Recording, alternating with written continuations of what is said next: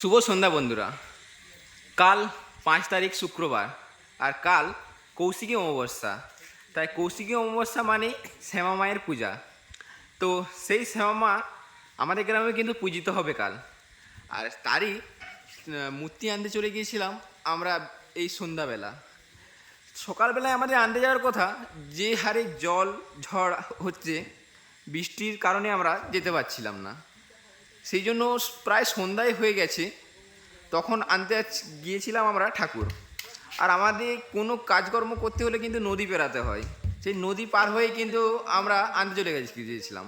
আর দেখতে পাচ্ছ এখনও ঠাকুর কিন্তু পুরোপুরি কমপ্লিট হয়নি, কারণ আমাদের রাস্তার দুদিকে প্রচুর পরিমাণে গাছ থাকে।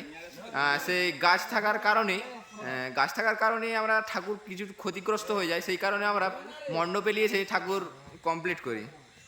আমাদের শ্যামাকে সাজানো এই তার ফাইনাল লুক দেখতে পাচ্ছ। এখনও কিন্তু প্যান্ডেল কমপ্লিট হয়ে ওঠেনি, কারণ ওই পেছনে কিছু ডাইফুলের কাজ হবে, আর কিছু লাইটিংও দেওয়া হবে। আর এদিকে যে সাইডে, রাস্তার সাইডে লাইটিংগুলো দেওয়া হবে, সেগুলো কিন্তু দেওয়া কমপ্লিট হয়ে গেছে দুপুরেই।